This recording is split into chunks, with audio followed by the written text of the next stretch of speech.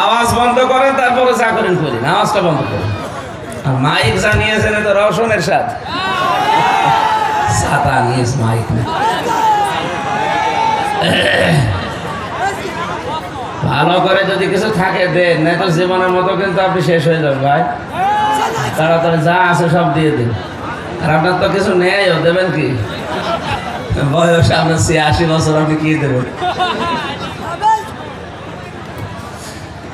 তাহলে ইয়াসিন সূরা পড়ে যারা সওয়াব পেতে চায়, আমরা এখন থেকে শুরু করে ইয়াসিন থেকে শুরু করে তুরজাউন পর্যন্ত যা আল্লাহ দিয়েছেন, এই ৮৬টা আয়াত আমাদের জীবনে মিলানোর দরকার আছে না নেই?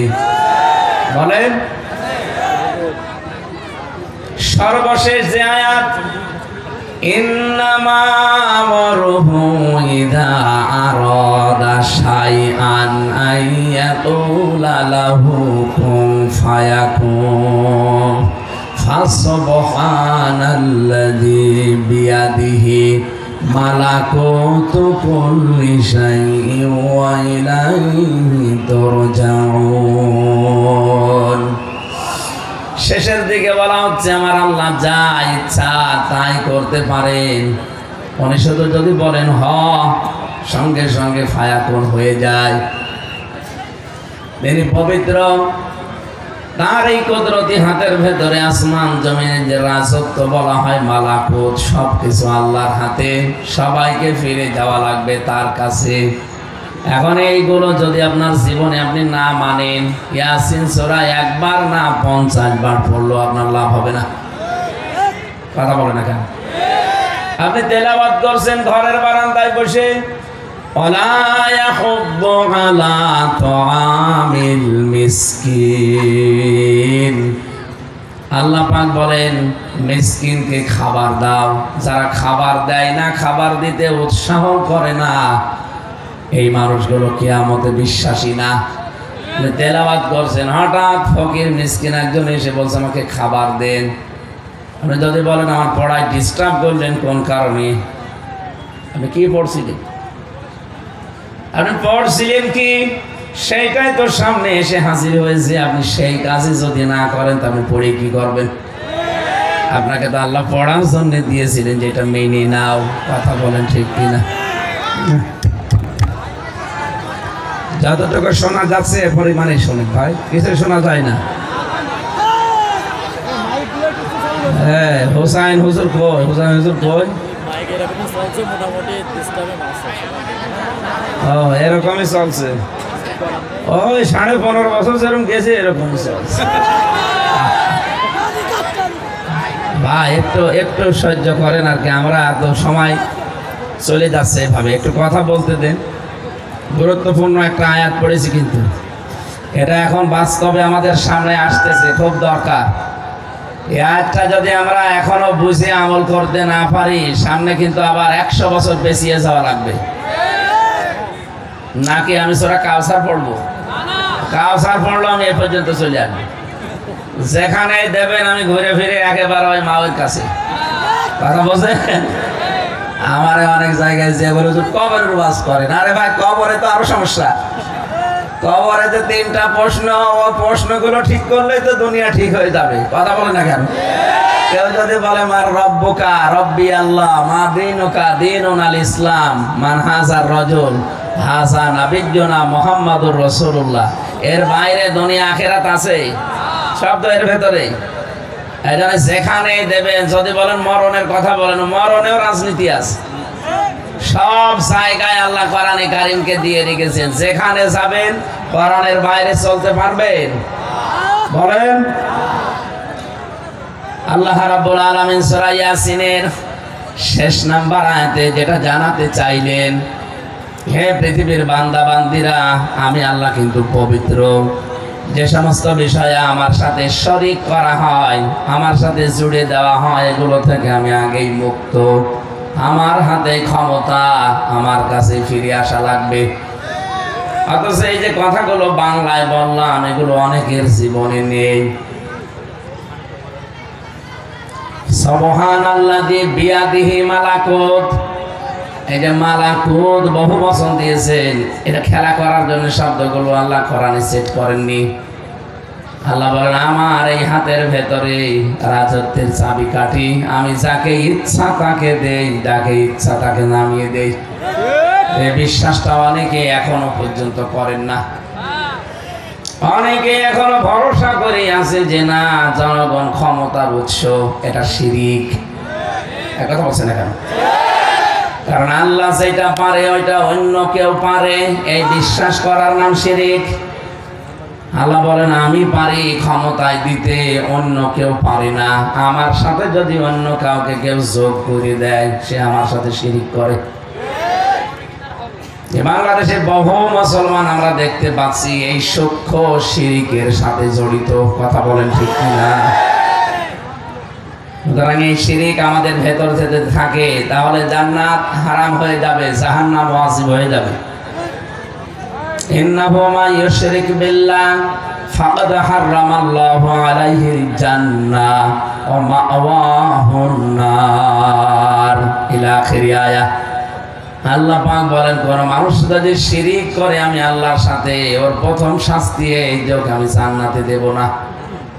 2 নাম্বার ওকে দেব এক জায়গায়, তার নাম আগুন, জাহান্নাম। বলেন নাউজুবিল্লাহ। ও আমার জাতি, আমি আপনাদের বাঁচাতে চাই। এই সূক্ষ্ম শিরিকে যারা আছেন আজকেই তাওবা করেন। এক্ষুনি আপনাকে পাল্টাতে হবে আপনার বিশ্বাস। ক্ষমতায় কেউ দিতে পারে না, পারে কে? কথা বলেন কে পারে? এটা শুধু এ পর্যন্ত থাকলে হবে?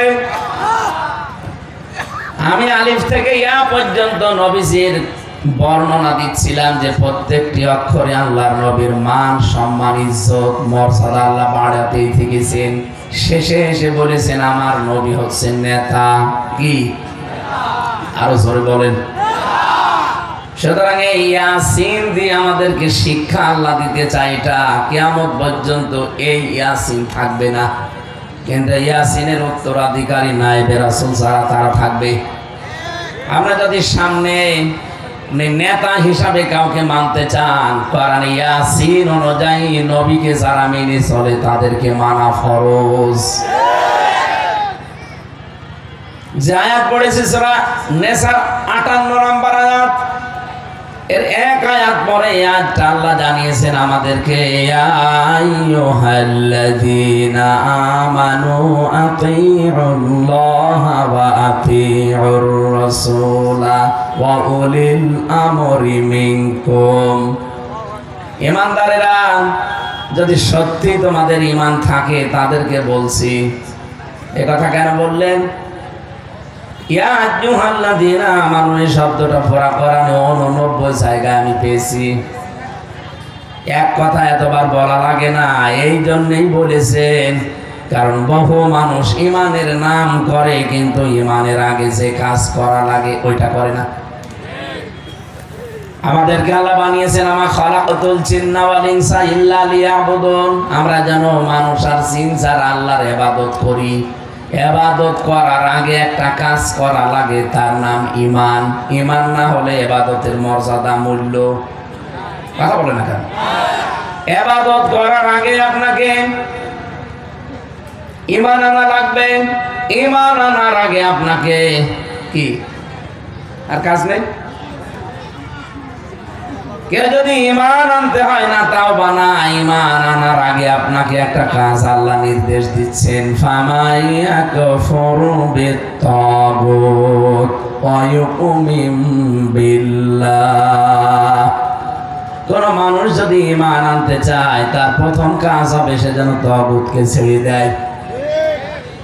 এখানে কত আলেম বসে আছে দেখেন তো। আল্লাহ পাক কত সূক্ষ্মভাবে দিয়েছেন, ইবাদতের জন্য বানালাম। ইবাদতের আগে তোকে ঈমান আনা লাগবে, ঈমান আনার আগে তাগুত ছেড়ে দেওয়া লাগবে। তাগুত ছেড়ে দিয়ে কেউ যদি ঈমানের দাবি করে, এই লোকটার ঈমান এত মজবুত হবে, এত শক্ত হবে। ৬৭ দিন রিমান্ডে ছিল ডক্টর শফিকুল ইসলাম মাসুদ, এরপরও তাকে ঈমান থেকে টলাতে পারেনি। কারণ এই লোকটা ঈমান আনার আগে আগে তাগুত বর্জন করেছে। আর যারা তগুত বর্জন না করে ইমানের দাবি করে মানুষগুলো জালেমাদেরকেও কওমি জননী নাম দিয়েছে। তাদেরও ইমান ছিল, তাদের দাড়ি টুপি জুব্বা দেখেছেন কত বড় বড়। তারা ইমান এনেছে কিন্তু তগুত না ছেড়ে, এই কারণে তাদের ইমানটা মজবুত হয়নি। বাতাস একটু পাল্টালে তারাও পাল্টিয়ে গেছে। কত নিচে নামলে একজন বিশ্ববিখ্যাত জালেমাকে মানুষ কওমি জননী দিতে পারে। আপনি বলেন তো, একটা মানুষের ভেতরে পড়ে, তার বাবা তো ভালো মানুষ ছিল, তার বাবার পেট থেকে মায়ের পেট থেকে কি আল্লাহ পাঠিয়েছে। এ পৃথিবীর 6 জন মানুষের তালিকা পাওয়া যাচ্ছে এখন গণহত্যা, তার ভেতরে যিনি পালিয়েছে তার নাম আছে। এরকম একটা গণহত্যাকারী এ মানুষকে আপনি কওমি জননী দিয়ে দিলেন। উনি তো গণহত্যা শুধু 24 সালে করেছে তা না, 6 সালের 28 অক্টোবর থেকে শুরু। জসিম ভাইকে পিটিয়ে হত্যা করার পরে লাশের উপরে ড্যান্স দিয়েছে ওনার কথা মতো। সারা দেশ থেকে যখন মানুষ লগে বইটা নিয়ে গেল, এ মেহেরপুর থেকেও গিয়েছিল। এখান থেকে যারা আবেগে গেছে, কই তারা, তাদের বাড়ি ঘর এখন সব টয়লেট হয়ে যাচ্ছে। আমি আজকে আসার সময় দেখলাম ইন্টারনেটে সবচাইতে বড় বাড়ি যেটা, আমরা এত দাম, এত মর্যাদা, এত সম্মান, এত আবেগ ছিল, অনেকের সোমা খেতেছে ওই বাড়িতে, এখন ওইটা গণ টয়লেট। 8-10 জন একবারে ঢুকতেছে, কেউ বিভিন্ন দিকে মেশিন সেট করে কাজ করছে। মনে হচ্ছে যে একেবারে জামাতবদ্ধ টয়লেট চলছে।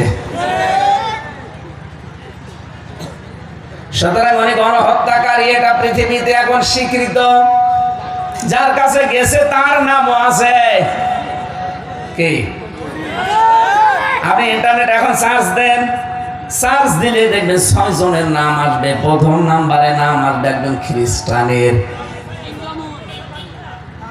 আমি নামগুলো বলতে চাচ্ছি না, 2 জনের নাম আমি বলি না, শুধু ইঙ্গিত দিয়েছি। 6 জনের নামই আমার মুখস্থ আছে। কি নিকৃষ্ট মানুষ তারা বলেন, তামাম দুনিয়া এখন তাদেরকে ঘৃণা করছে। হিটলার, চেঙ্গিস খান, এই নামগুলো নিতে আমার কাছে ঘৃণা লাগে।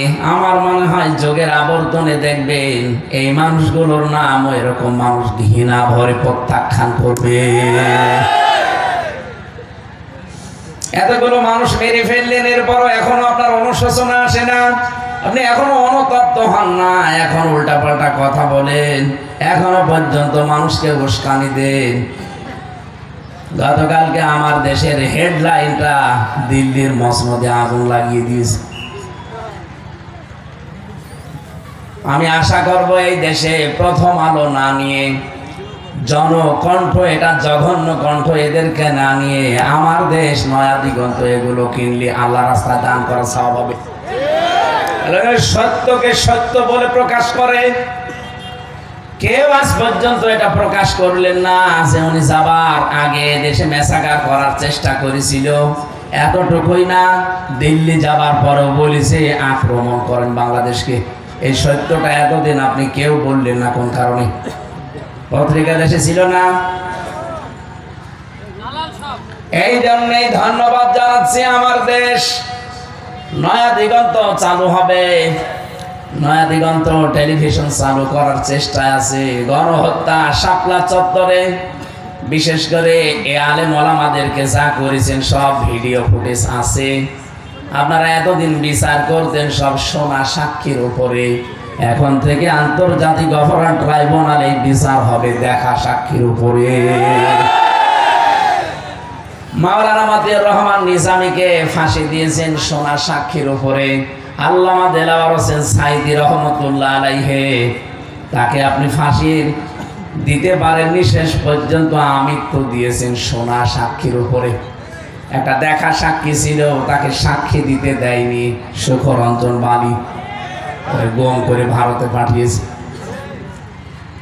এখন মনে হয় জন্ম নিয়ে পেট থেকে বের হলে মানুষ বুঝে ফেলছে যে যা ছিল পুরাটাই ভুয়া। কথা বলে না কেন?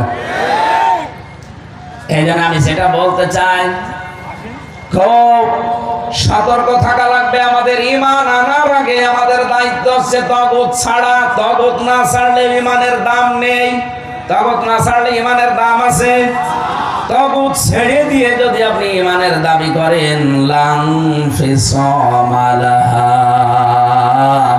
আল্লাহ পাক বলেন ওই ঈমান জীবনেও কোনোদিন ছিঁড়ে যাবে না। বাংলাদেশের ইতিহাসে ডক্টর শফিকুল ইসলাম মাসুদ, দেলাওয়ার হোসাইন সাইদি, ওই যে শিবিরের সভাপতি, সবচাইতে বেশি দিন রিমান্ডে তারা ছিল। ওনারা ঈমান এনেছে কিন্তু তাগুত ছেড়ে দিয়ে। এই কারণে এত অত্যাচার করার পরও তাদের টলাতে পারেননি।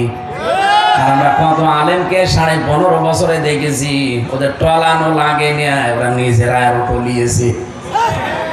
ওনাদের ঈমান ছিল কিন্তু তাগুত বাদ দিয়ে। কথা বলে না কেন?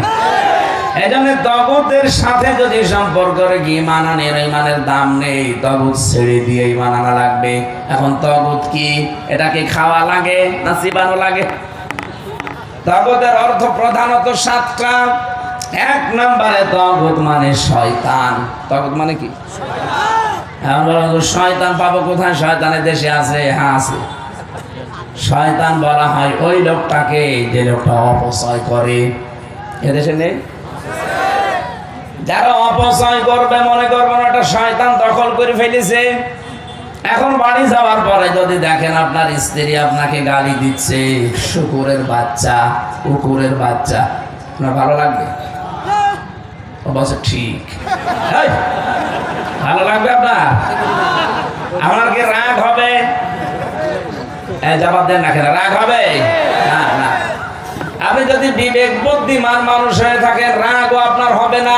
চিন্তা করবেন একটা শিক্ষিতা মেয়ে, ভালো বংশের মেয়ে, এ হঠাৎ আমার এই শুকুরের বাচ্চা গালি দেয় কেন?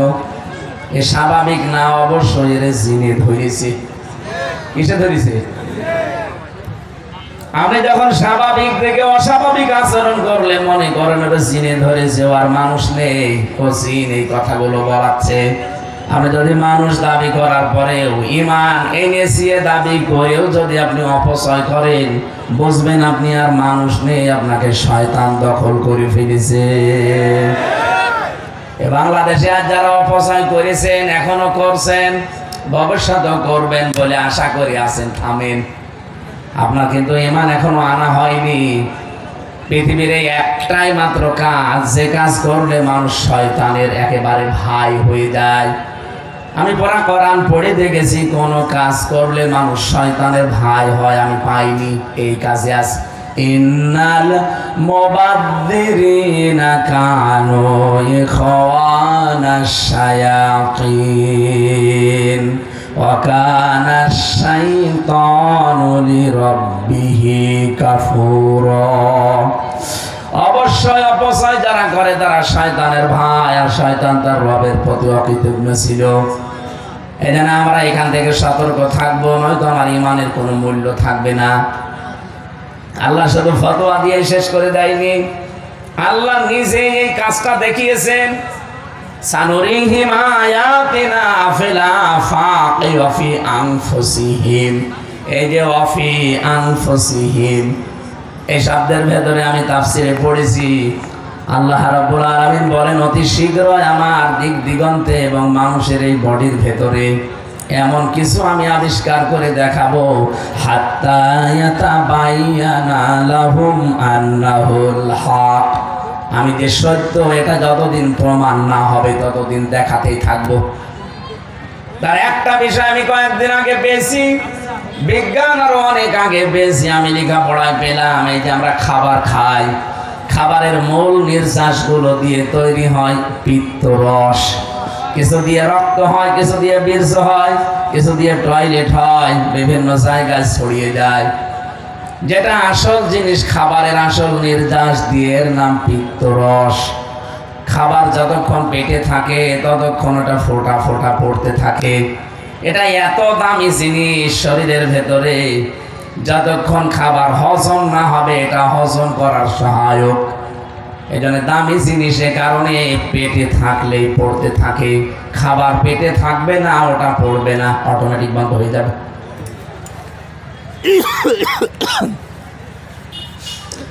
মেহেরপুরবাসী আল্লাহর এই ফতোয়ার দিকে খেয়াল করেন। উনি শুধুমাত্র ফতোয়া দিয়ে শেষ করেন, উনি দেখিয়েছেন যে আমি অপচয় করি না, তার প্রমাণ এইটা তোর শরীরের ভেতরে।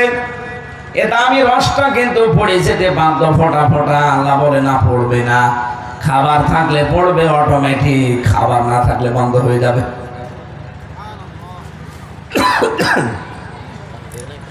এখান থেকে প্রমাণ পাওয়া যায় যেটা অপচয় যারা করে তাদের ইমানের কোনো মূল্য নেই, কারণ অপচয় করে শয়তান, আর ইমান আনতে হলে শয়তান আগে বাদ দেওয়া লাগবে। দ্বিতীয় নম্বরে শয়তানের দ্বিতীয় নাম্বার গুণ হচ্ছে দুনিয়াতে ও যৌনতা ছড়াতে ভালোবাসে। সব সময় উলঙ্গ থাকলে ওর কাছে ভালো লাগে। এখানে জান্নাত থেকে আদম আর হাওয়াকে বের করে দেবে, এটা তার উদ্দেশ্য ছিল না। তার প্রথম উদ্দেশ্য ছিল তাদেরকে আমি উলঙ্গ করব। এই দুনিয়াতে যে মেয়েরা, যে পুরুষেরা উলঙ্গ থাকতে ভালোবাসে, পোশাক পরার পরেও অনেকে উলঙ্গ থাকে। কথা বলে দেখেন, আপনি মনে করবেন ওটা মানুষের ভেতরে নেই, ওরে শয়তানি দখল করে ফেলেছে। এ পৃথিবীর একটা প্রাণী আমরা দেখি, কুকুর, এত বড় লেজ আছে, এর বড় লজ্জাস্থান ঢাকা থাকে না, উলট করে মানুষকে দেখা যে যা দেখবি দেখ। এদেশে বহু মহিলা আছে, পুরুষ আছে, নিজের গোপনাঙ্গগুলো আরো উন্মুক্ত করে মানুষকে দেখায় যে যা দেখবা দেখো। আপনি মনে করবেন এটা কুকুরের চাইতে আল্লাহর কাছে নিকৃষ্ট। বলেন নাউজুবিল্লাহ। 3 নম্বরে শয়তানের কাজ হচ্ছে এ পৃথিবীতে সব চাইতে বড় আদল। আজকের তেলাওয়াতকৃত আয়াতের 2 বার আছে আদল শব্দটা। এই আদল শব্দের ব্যাখ্যা আমি পেয়েছি তাফসিরে 3টা। 1 নাম্বার আদল হবে ন্যায় বিচার হবে আল্লাহর সাথে, 2 নাম্বার ন্যায় বিচার হবে রাসূলের সাথে, 3 নাম্বারে ন্যায় বিচার হবে পৃথিবীর সৃষ্টি জগতের সাথে। তাম দুনিয়ায় যত সৃষ্টি আছে এর ভেতরে 1 নাম্বারে ভালো ব্যবহার পাওয়ার জন্য উপযুক্ত আপনার মা, আপনার বাবা। এটা তো আমি বানালাম নাকি? হ্যাঁ, ওরা কোরআন শরীফের ভেতরে 23 জায়গায় পেয়েছি। 23টা জায়গায় আল্লাহ কম বেশি 2টা, 3টা, 5টা, 7টা, 13টা, 23টা পর্যন্ত ব্যাখ্যা দিয়েছেন শুধু মা আর বাবার নামে। এত ব্যাখ্যা পড়া কোরআনে আমি কারো নামে পাইনি। মেহেরপুরের ছেলে মেয়েরা, মা বাবা যাদের আছে, এরা যদি সত্যি সঙ্গত কারণে নারাজ হয়ে যায়, কিসের নামাজ পড়েন, কিসের রোজা রাখেন, 10,000 বারও যদি হজ করেন, একটা হজও কবুল হবে না। কত মানুষকে দেখা যায় নিজের স্ত্রীর কথা মতো নিজের বাবাকে আলাদা করে দেয়, বৃদ্ধাশ্রমে পাঠিয়ে দেয়, বাড়ি থেকে তাড়িয়ে দেয়, গালিগালাজ করে। কোরআনের শব্দ আল্লাহ চয়ন করেছেন উফ, আলিফ ফা। উফ বলা হয় আঙ্গুলের ভেতরে আঙ্গুল দিয়ে এরকম চাপ দিলে এরকম লেজে মট করে একটা আওয়াজ হলো। আওয়াজ হয়নি? আমি তো শুনতে পেলাম যে আওয়াজ হয়েছে। এই আওয়াজটার নাম হচ্ছে উফ। যদিও আমার ব্যথা লাগেনি, আমার আবার আরাম লেগেছে। আল্লাহ পাক বলেন তোর আচরণে, তোর ব্যবহারে, কথাবার্তায় মা বাবা যদি এরকম উফ বলে ফেলে, তোর জীবনের পেছনের ইবাদত সব শেষ। কিসের নামাজ পড়েছিস, যাকাত দিয়েছিস, হজ করেছিস, দান সাদকা সব শেষ, একটাও আর কাজে আসবে না, ব্যর্থ করে দিয়েছি। আমার মনে হয় মেহেরপুর জেলায় এরকম মানুষ নাও থাকতে পারে। এটা রেকর্ড হচ্ছে, এই জন্য বললাম। হ্যাঁ, আপনি নামাজ পড়েও যদি মা বাবাকে তার হক আদায় না করেন, তাকে আবার নাকি গালিগালাজ করেন, বাড়ি থেকে বের করে দেন, আপনি মানুষ? আপনার চাইতে তো কুকুর ভালো। কার কথা মতো এগুলো করেন? বউর কথা মতো। ওই বউ আর একজনের কথা চলে, ওই বউ চলে ওর মার কথা, ওর বড় বোনের কথায়। ওখান থেকে খালি ইনজেকশন দেয়। মেহেরপুরে এরকম মহিলা নেই? কার কার বউ এরকম আছে হাত তোলেন তো। না না, আন্দাজে মিথ্যা কথা বলা যাবে না। নেই, আলহামদুলিল্লাহ। সম্মানিত মা বোনেরা, আশা করছি আপনার স্বামীকে এরকম এত বড় অপরাধ করাবেন না। আল্লাহর কাছে সবচাইতে ঘৃণিত কাজ তিনটা।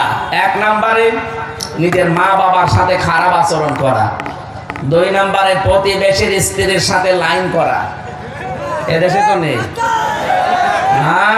আছে কত আল্লাহর ওলি এখানে বসে আছে, নামাজ পড়ে তাহাজ্জুদ মিলে, অথচ ভাবির সাথে প্রতিবেশীর স্ত্রীর সাথে বিবাহিত মেয়েদের সাথে ও মোবাইলে গল্প করে, সেটিং চলতে আছে। এগুলো কবিরা গুনাহ, কবিরা গুনাহ। আরেকবার বলছি কবিরা গুনাহ। এখনই এরকম লাইন যাদের আছে, বিবাহিত মেয়েদের সাথে লাইন করে কি করবেন আপনি? ওর স্বামী যতদিন তালাক না দেবে আপনি বিয়েও করতে পারবেন না, মনে মনে কষ্ট পাবেন। এই মুহূর্তে সিদ্ধান্ত নেন যে এরকম কারোর সাথে লাইন থাকলে আমি এক্ষুনি নাম্বার ডিলিট করে দেব। কারা কারা এগুলো করবেন তারা হাত তোলেন। তোলেন। কার সাথে লাইন আছে আপনার? ভাবির সাথে? হ্যাঁ, ওটা ডিলিট করা লাগবে ভাই। আলহামদুলিল্লাহ। না, উনি রাজি হয়েছে, ডিলিট করে দেবেন। সত্যি কথা বলেছে, আলহামদুলিল্লাহ। এরকম পুরুষ মানুষ তো চায়। তারপর চেহারা সুরত দেখে তো মনে হচ্ছে না যে ভাবির সাথে লাইন আছে। যার সাথে বিবাহিত মেয়েদের সাথে লাইন করছেন এটা বন্ধ করেন ভাই। আল্লাহর কাছে এটা ঘৃণিত কাজ একদম। শয়তান খুব আকর্ষণীয় করে দেখায়। কেন? ওর ভেতরে যা আছে আপনার স্ত্রীর ভেতরে নেই। অনেকে বলে হুজুর এক জিনিস আর কতদিন খাবো। ওরে শয়তান, ও যদি বলে এক জিনিস কতদিন খাবো, ওই মহিলাও তো বলতে পারে না যে ওই এক সাথে আর কয়দিন। না, আর একটা ঘৃণিত কাজ আছে আল্লাহর কাছে, সবচাইতে ঘৃণিত, সেটা মানুষের অধিকার নষ্ট করা। এই যে চাঁদাবাজি যারা আরম্ভ করেছেন সারা দেশে, নাম নিয়েছেন আপনি অমুক দলে, ওই দল কিন্তু টিকবে না। আমির জামাত ডক্টর শফিকুর রহমান মেহেরপুরে মনে হয় আসবে নাকি, আমার কুষ্টিয়ায় আসবে 4 তারিখে। অনেক ঘোষণা দিয়েছে বাংলাদেশে চাঁদাবাজি আমরা করব না, কাউকে করতেও দেব না। কোন মহারথী আপনি চাঁদাবাজি করবেন? এতদিন যা হয়েছে হয়েছে, এখন আর আগস্টের 5 তারিখ নেই, পার হয়ে গেছে। কথা বলে না কেন? কিয়ামত পর্যন্ত বাংলাদেশে ইনশাআল্লাহ মুসলমান থাকলে এই দেশে চাঁদাবাজি হবে না। রাজি নেই আমরা। আর এটা যদি বন্ধ করতে হয়, কোরআনে কারিমের সূরা এই আয়াতটা পড়া লাগবে।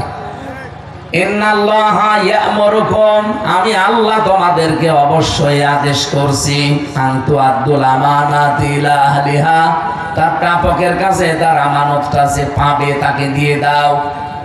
এখানে আমানত বহু বচন দিয়েছেন। মারিফুল কোরআনে তাফসিরে লিখেছে আমানত মানে রায় দেওয়া, ভোট দেওয়া। সুতরাং সামনে যদি এরকম আমানত দেওয়ার উপযুক্ত জায়গা আছে, আপনি রাজনীতি মনে করলো আমি বলবো, কারণ আমি বাঁচাতে চাই আপনাকে। আপনি তো কোরআন বোঝেন না, কোরআন জানেনও না। আমি যেহেতু বুঝেছি আপনাকে বোঝালাম। যদি বিশ্বাস না করেন, এখানে যারা আলেম আছে জিজ্ঞাসা করেন। আমানত তাফসিরে মারিফুল কোরআন বাংলায় লেখা পাবেন, আমানত মানে ভোট। এখানে সামনে ইবাদতটা আমরা যেন নষ্ট না করি। হ্যাঁ, প্রাপক যে যোগ্য ব্যক্তিকে অবশ্যই আপনি এটা দেবেন। ওই লোকটা যদি চেয়ার পাওয়ার পরে ভালো কাজ করে, আপনি বাড়ি বসে বসে ওই সওয়াব পেতেই থাকবেন। এটাকে আমি বানালাম নাকি? সূরা নিসা 5 নাম্বার পারার 10 নাম্বার পৃষ্ঠার 11 নাম্বার লাইনের 85 নাম্বার আয়াতে আছে। এত দলিল দিয়েও মানুষের রাগ হয়। হুজুর আমার বিরুদ্ধে বলছে। আরে ভাই, আমি আপনাকে চিনি? হ্যাঁ, আপনারা কোনোদিন দেখিও নি? কোরআনে কারিমের কথা সঠিকভাবে বলতে গেলে আপনার বিরুদ্ধে যেতে পারে, কারণ আপনি তো মানেন না। যারা মানে তাদের দিকে তাকান, তাদের মনের ভেতরে আরো আনন্দ লাগবে। আর আপনি মানেন না, আমি আপনার পক্ষে আয়াত পাবো কোথায়? যেখানে যায় আগে এই কথা বলো, হুজুর এমন কিছু বলেন না যে আমার গায়ে লাগে। আমি চিনি আপনার গায়ে তো লাগবে, কারণ আপনি সুদের ব্যবসা করেন। কত মানুষ এখানে আছে টাকা ছেড়ে রাখে, মাসে মাসে টাকা আসে, 1000 টাকা দিলে 1100 টাকা দেয়। এরকম মানুষ নেই? এটা মায়ের সাথে জেনা করার গুনাহ হচ্ছে আপনার। কারা এই কাজ করছেন এই মুহূর্তে তওবা করেন যে ছেড়ে দেব না। এই এলাকায় মনে হয় নেই।